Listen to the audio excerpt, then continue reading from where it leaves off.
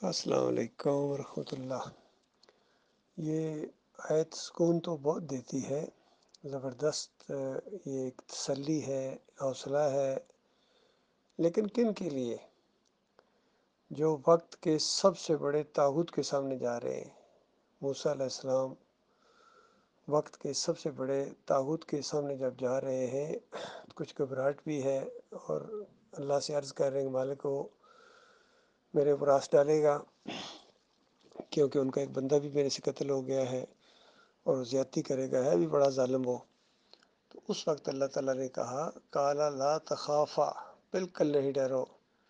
اننی معکما، میں تم دونوں کے ساتھ ہوں، اسمع و ارا، سن بھی رہا ہوں اور دیکھ بھی رہا ہوں۔ تو واقعی یہ بہت ہی بڑی تسلی والی آیت ہے دائی کے لیے، خاص کر جو کفر شرک کے ماحول کے اندر کھڑا ہو جائے، کسی کی پرواہ نہ کرے، ان ظالموں کے سامنے، ان کافروں کے سامنے، مشرکوں کے سامنے۔ سورہ الحجر کے اندر بھی اسی انداز سے نبی علیہ السلام کو تسلی دی گئی ہے۔ فرمایا فستا بما تومر وارض علی المشرکین، بالکل کھول کر پھاڑ کر وضاحت کے ساتھ بیان کریں جو آپ کو کہا جا رہا ہے، جو نازل ہوا ہے اللہ تعالیٰ کی طرف سے، اور ذرہ برابر، یعنی بالکل بال برابر بھی مشرکوں کی پرواہ نہیں کرنی ہے کہ یہ کیا کہیں گے،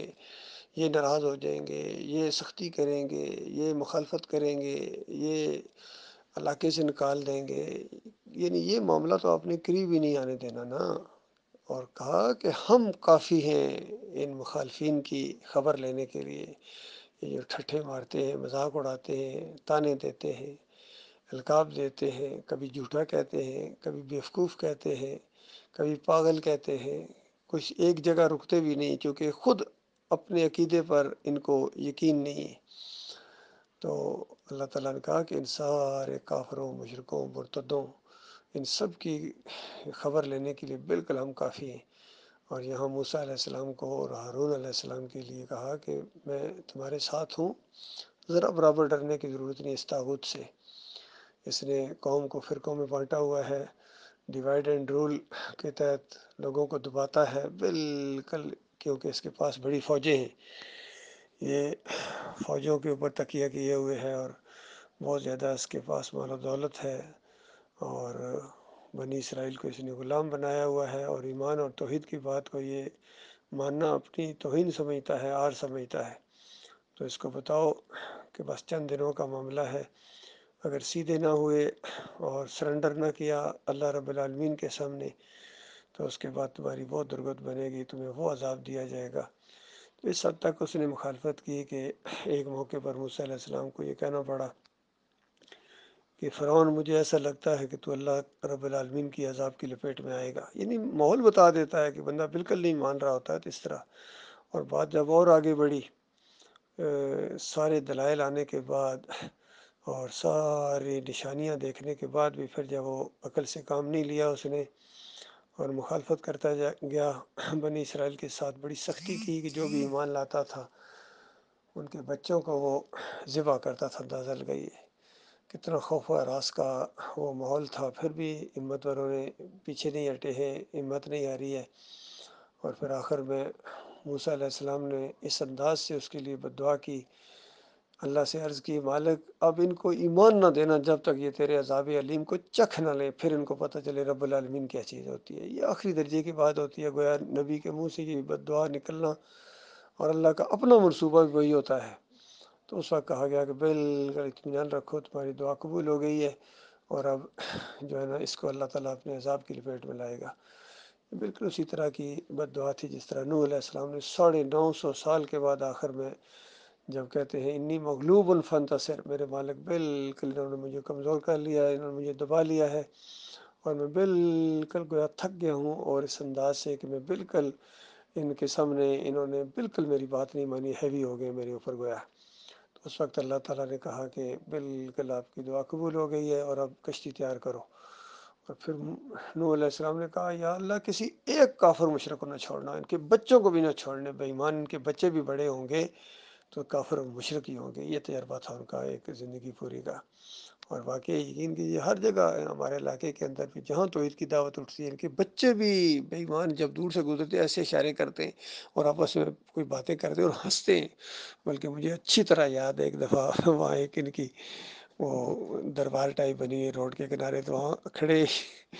دعا مانگ رہے تھے بچے، چھوٹے چھوٹے 7-8 سال کے بچے باہر روڈ پر کھڑے، اس کی طرف دیکھ کے ایسے دعا مانگتے، اور میں اور بھائی لحاظ پاس سے گزرے تو بے ایمان آپس میں ایک دوسرے کو کہہ رہے ہیں کہ صرف 2 ہی صحیح رہ گئے ہیں، یہ 2 ہی بندے صحیح ہیں، باقی سارے غلط ہیں۔ یعنی وہی الفاظ انہوں نے دہرائے جو ان کے گھروں میں ان کے والدین کہتے ہیں۔ تو دیکھو یہی معاملہ ہے ان کا، ایسے شرک ایسی چیز ہے، مشرک اگلی نسل کو گویا وصیت کر کے جاتے ہیں، دیکھنا توحید کی بات کو نہیں ماننا ہے، ان کے ساتھ دشمنی کرنی ہے۔ تو یہ معاملہ اللہ کے بندوں، اندر والے بھی مارتے ہیں، کہتے ہیں باہر والے بھی، ہر جگہ سے مخالفت ہوتی ہے، جس کو اللہ توفیق نہ دے اور ایمان خالص نہ دے۔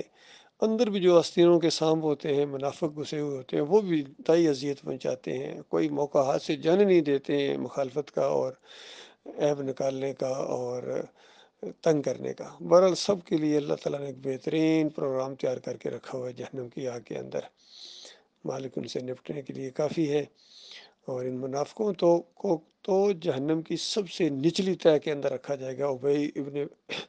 ابئی جو عبداللہ بن ابئی تھا، اس کی پوری ٹیم تھی مسلمانوں کے اندر ہمیشہ۔ یہ اس امتحان کا حصہ ہے، یقین کرو میرے بھائیوں، مومنوں کے اندر لازم رہیں گے یہ منافق، ان کے چہروں سے پہچان لیے جائیں گے، مومن ان کو پہچان لیتے ہیں، ان کی حرکتوں سے، ان کے طرز عمل سے پہچان لیتے ہیں۔ تو ان کا بھی بہت ہی برا انجام ہونے والا ہے، کافر و مشرکوں کا بھی، جو زندہ رہتے ہیں وہ بھی جب غلبہ اسلام آتا ہے پھر اس کے بعد ان کی خبر لی جاتی ہے، اور جب وہ قوم 2 حصوں میں تقسیم ہو جائے، کافر مشرک ایک طرف ہو جائے، اللہ کے ماننے والے ایک طرف، ایماندار اکیلے اللہ کو اپنا معبود ماننے والے، کسی فرقے کے ساتھ ان کا کوئی تعلق نہیں ہو، صرف وہ مسلم ہے، ان کا اللہ داتا ہے، دستگیر ہے، مشکل کشا ہے، حاجت روا ہے، بغیر واسطے وسیلے کے پکارتے ہیں، اور کسی اور کے سامنے رکوع اور سجدہ تو بڑے دور کی بات ہے، بال برابر بھی جھکنا ان کے بس کی بات نہیں ہے، مومنوں کے بس کی بات نہیں ہے، کیونکہ یہ شرک کی چیزیں اللہ کے غضب کو للکارنے والی ہیں۔ کوئی نظام ہو، چاہے جمہوریت کا ہو یا کوئی اور نظام ہو، اسلام کے مقابلے میں وہ اس کے اوپر تھوکنا بھی گوارا نہیں کرتے ہیں، بلکہ انہی کے خلاف تو جہاد کرنا ہے، ان مولویوں اور پیروں کے خلاف، ان مسلک پرستوں اور فرقہ پرستوں کے خلاف، دیوبندیوں بریلویوں اہل حدیثوں کے خلاف، کیونکہ کوئی بھی عقیدے کی جو ہے نا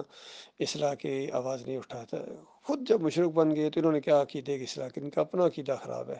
جماعت اسلامی ہو یا تنظیم اسلامی ہو، طاہر القادری ہو یا طارق جمیل ہو، تقی عثمانی ہو یا علی انجینئر ہو، ڈاکٹر اسرار ہو، مودودی ہو، سب کے عقیدے کے اندر بربادی ہے۔ حافظ سعید ہو، ابھی کل میں نے اس کا جو ہے احسان الہی ظہیر ہے،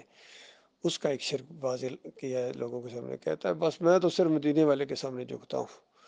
اللہ کے سامنے جھکتا ہوں اور مدینے والے کے سامنے جھکتا ہوں۔ تو اور بتاؤ اور کافری کیا ہے؟ کسی کے سامنے نہیں جھکنا ہے۔ مدینے والے نے سب کو اللہ کے سامنے جھکایا تھا، خود بھی وہ اللہ کے سامنے جھکا کرتے تھے، سارے انبیاء اللہ کے سامنے جھکا کرتے تھے۔ یہ معاملہ ہے، کسی اور کو سجدہ نہیں ہے، نہ مزاروں کا سجدہ ہے، نہ بتوں کا سجدہ ہے، کسی کو بھی نہیں۔ اسلام میں یہ سجدے نہیں ہیں، انسانوں کو سجدے نہیں کرتے، یہ اللہ کو سجدے کرتے ہیں۔ تو یہ سجدہ تعظیمی جو یہاں سے لائے ہیں محمد حنیف اپنی دعوت القرآن تفسیر کے اندر، یہ خالص مشرکانہ عقیدہ ہے ان کا، جس کو انہوں نے ڈنڈے کے زور سے، نظم کے زور سے انہوں نے جماعت کے اندر پھیلایا۔ بہرحال جو انہی کی طرح سے